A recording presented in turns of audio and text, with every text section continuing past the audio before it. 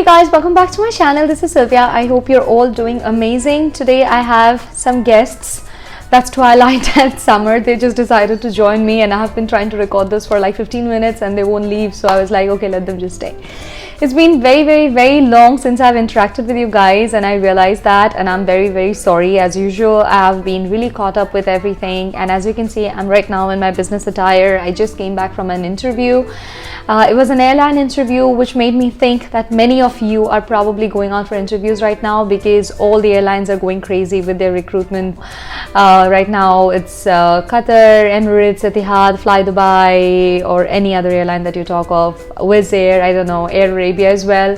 So this video might come very handy for all of you. I'm going to share a few tips and tricks, and also some of the questions that were asked and how you answer them. Before we get into the actual video, you guys, if you're watching my vlog for the first time, I make videos on lifestyle, crew stuff, and travel as well, depends.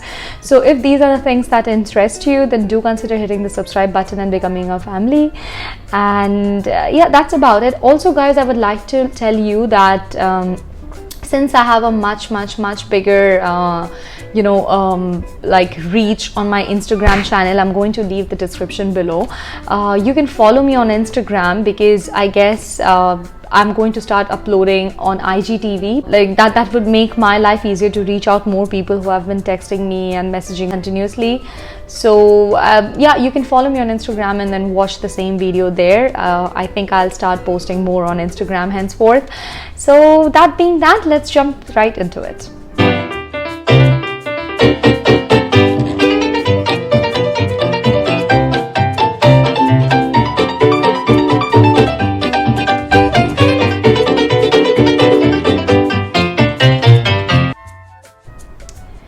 So guys, any interview for that matter, and before I start, let me tell you this. So the soft skill part of the interviews that I'm going to talk to you about is going to come in handy for any interview, be it airline, be it ground job, be it any other sector. Yeah, so do watch the video till the very end, because I'm going to be giving out some really important information by the end of the video, so don't skip it. So let's start. I went for a Wizz Air interview today, and what I generally figured that there are so many interview vlogs on YouTube which tell you what kind of questions are being asked, how to answer them, and all of that. So I'm going to give you a few tips and tricks that are going to come in really handy, no matter like what you do. So first of all, we always get caught up in what kind of an attire to wear. Believe me, that's not that important. I mean, it is important because that would be your first appearance, but even before a recruiter looks at you, they look at your CV. So the first thing you're going to fix is your CV. Now I see a lot of people with their CV, and even for the people who are already working, and when I see their CVs, even as a person myself, I would not want to go through like 4 or 5 pages of elaborate CV. No, your CV should be really crisp, and it should summarize everything in a gist. You are there, you're going for the interview, they're going to ask you questions. They would not have the time to go line by line, so there's no point putting everything on your CV. So my recommendation would be put a small colored picture on top of the CV. I think I'll put a slide of my own CV so you have a reference. And please make sure that your CV goes in a chronological order. Okay, so when I say that, it should be in ascending order. So let's say first it should be your name, your location, and your phone number. Don't go into details, okay, what state, whatever, what flat number you live, it doesn't matter, they're not going to come to your place. So save the space, save the words. The next one should be your career objective. What are you looking for? Now in a career objective, you're also supposed to mention like what you are willing to give to the company in return, and just not what you're looking for. No company is going to hire you if you write, it's my dream job and and this is the reason I'm here. No, what are you willing to give to the company? So for example, if I have a vast experience, right, so I'm going to tell them that I am going to use my experience and my set of skills to deliver whatever the company is looking for. If it's an airline, maybe deliver the best safety and service to our clients. If it's an office job, you can tell them I'm going to like refer to them as clients, stuff like that. You get the idea. The next thing should be your experience, with your latest experience on top. Now don't go like for example, if I'm with Air Arabia right now, I'm supposed to write I'm so sorry, Summer is here, there. Oh, they're very naughty. So the first thing you're supposed to do is, like, you know, for now, like I've worked for Air Arabia twice, right? And there was a break in the timing. So right now I go like, when was the last time I joined Air Arabia, and then till date if I'm still working, or the last experience, and then henceforth. The next one, I see a lot of CVs wherein they go individually for every job. Oh my god, Twilight, can you stop? So I'm so sorry, they're distracting me. She has 4 kittens, guys, and they're all over the place. They've just started walking and then don't leave me alone. I'm recording a vlog. So yeah, I see a lot of CVs wherein they go one by one and then they explain their whole, you know, whatever they have done with every detail. No, that is for you to tell the recruiter when they ask you a question. If you're going to put everything on a CV, it's just going to make it lengthy. So for example, my entire resume only has cabin crew roles, right? So there is no point of me individually writing under every airline what I've done, what I've not done. No.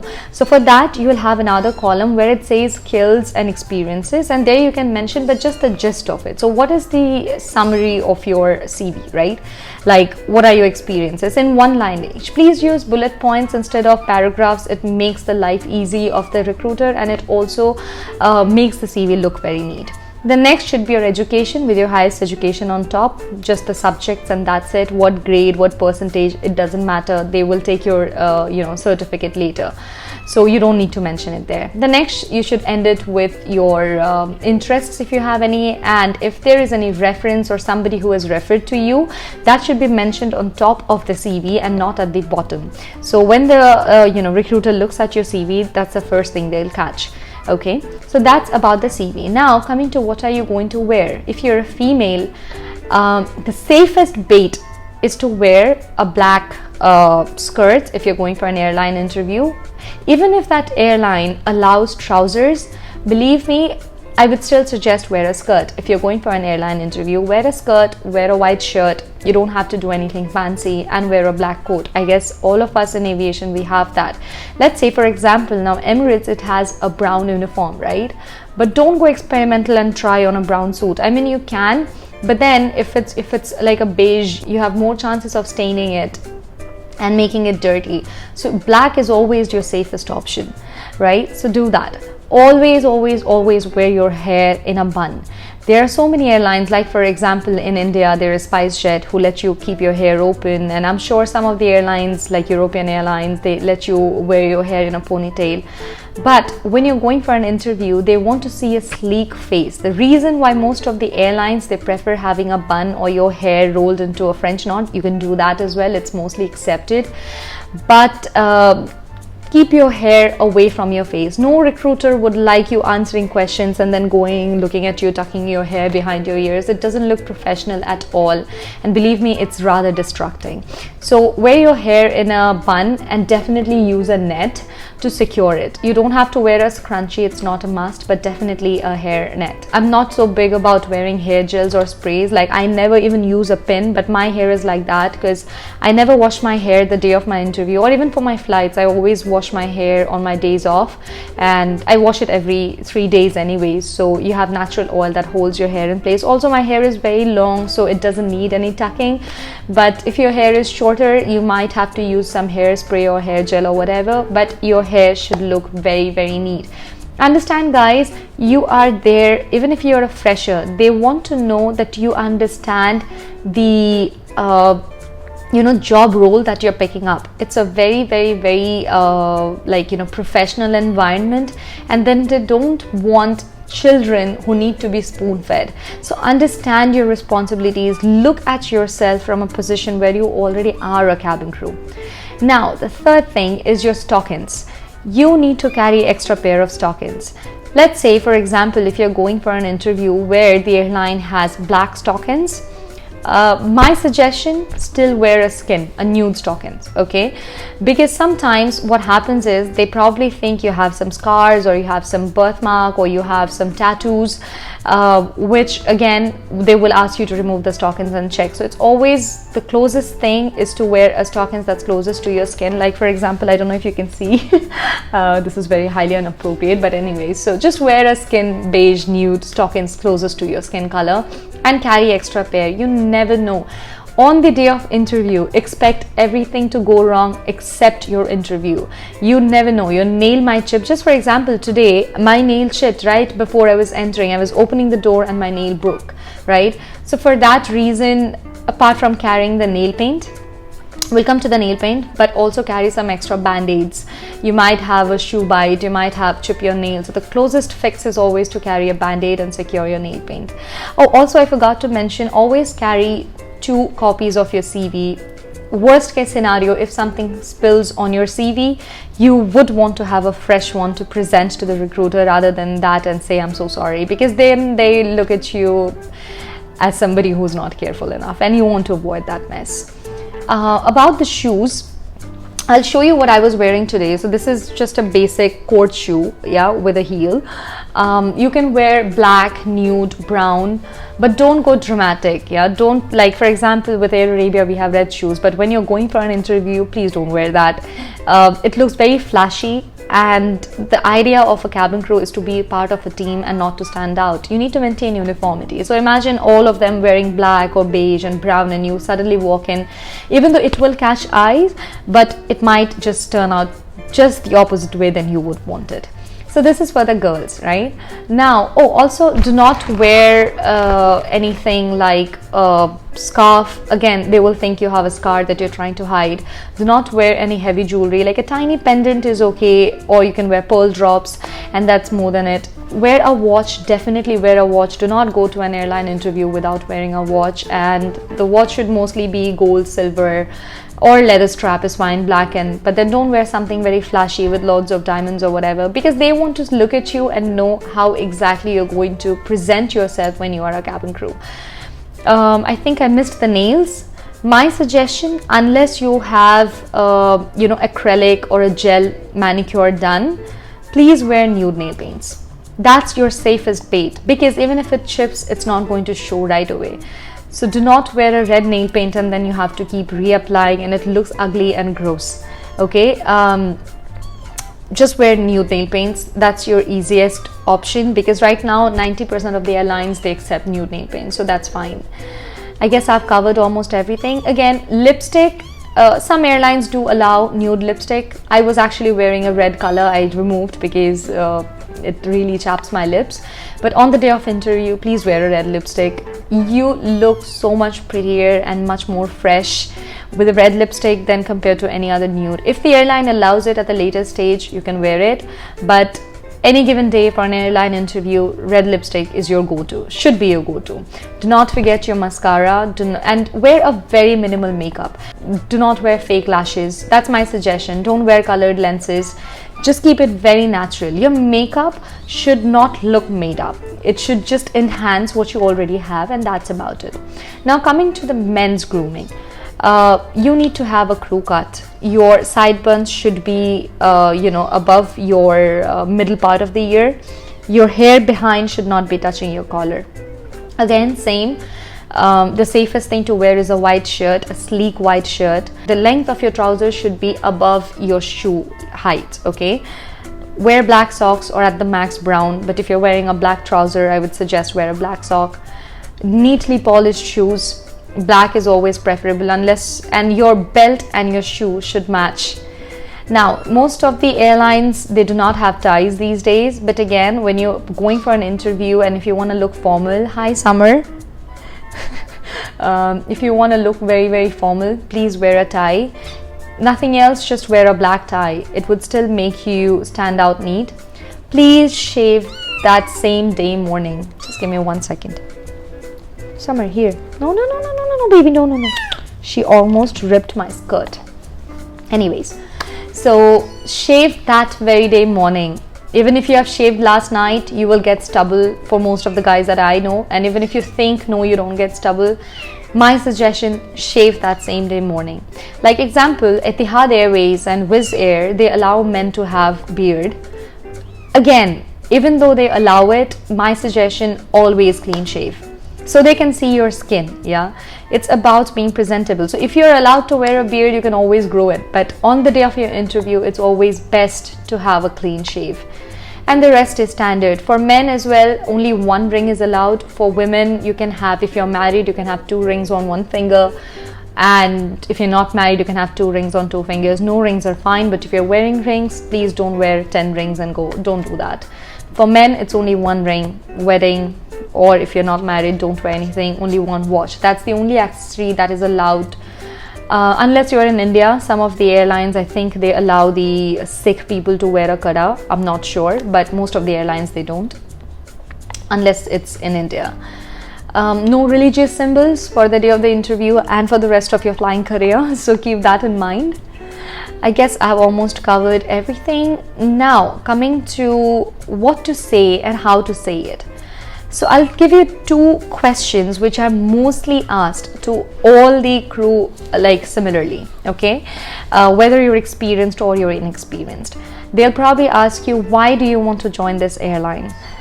Please don't tell them it was my dream to join this airline, especially if you're an experienced crew. They're going to hate you for saying that. Imagine yourself as a recruiter and you're recruiting, if you're like recruiting for Emirates or Etihad, there are like thousands of people interviewing and everybody coming and telling you it was my dream job. Yes, but what were you dreaming for?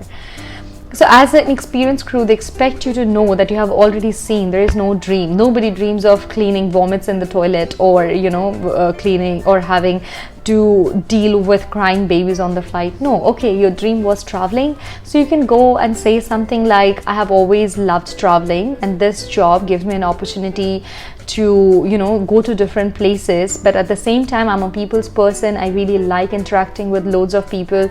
I have always liked helping people out and I see myself in that role, and yeah, something like that, right? And also you should say it's something that has always helped me. Before you go for any airline, please do read the mission and the vision of a particular airline. Even when you're filling up the form for a particular airline, there are certain companies which ask you, why should we hire you? Why do you want to work for us? So the best thing to put is put their ball in their own court. Like for example, when I was filling out the Etihad form, there was a question, why do you want to join us? So I reflected at their own mission and vision. If I'm not mixing it up, I guess it talks about spreading the Arabian hospitality, right, that throughout, and also at the same time having making the world a better place in the long run. So you see, these things are very, very deep. So you can go and say something like, I stand for a change in the world and I would really intend to leave the world a better place than I have found it. At the same time, even though I have worked in Middle East for so long, this working for Etihad would not only give me an opportunity to live in the capital city of UAE, but at the same time I would personally get to serve the Arabian hospitality to the rest of the world. And yeah, something like that, right? Basic stuff. So please do read the mission and vision of that company. For experienced crew, always know who is the CEO. They're not going to ask you, but you can easily blend that into your conversation, and that is going to reflect into how interested you are in the company, and it's going to make you stand out. So for example, today I was asked a question, why would I want to switch from Air Arabia to Wizz Air? So never ever talk bad about your previous company, your previous airline. Even if you're going through hell, please don't say it. Nobody wants to hire a person who has been criving about last company, because then they're just going to look at you and think you're going to do the same thing for the next company in some years, right? So your best answer, like what I said, was it's an amazing airline, it's doing amazing, it's one of the best Middle Eastern low-cost carriers. At the same time, Wizz Air, which has just opened and started its operations back in January, I think it was January 2021, and they have already opened like 24 destinations. They're getting more aircraft, so it's a baby stage of this airline, and it's always a smarter choice to move into an airline at that phase. But never tell them that, okay, I'm suffering, they're making me fly a lot, the crew is not nice, and that's the reason I want to move. Don't do that, please. They're not going to hire you. I know this thing is getting a bit long, but I'm just trying to cover everything, so bear with me. And one of the very crucial things, please do not ask about the salary.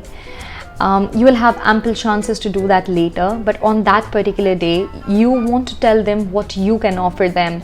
Most of these airlines will have their own presentations where they'll tell you exactly what you're getting out of the job, and even if they fail to do so, once you receive the offer letter, you will see it in the offer letter. It will be clearly stated. Do not ask the airline about how much they're going to pay you unless they're doing the presentation and they're giving you an open question answer round that you can ask us everything. That's a different story. But while you're at the interview, please do not do this.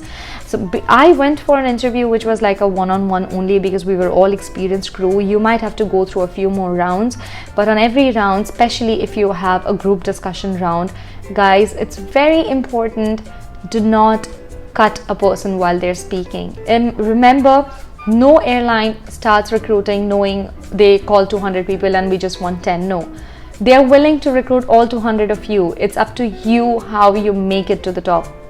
And I'm telling you this right now, you're not going to do that by talking down upon somebody or trying to be out of the group.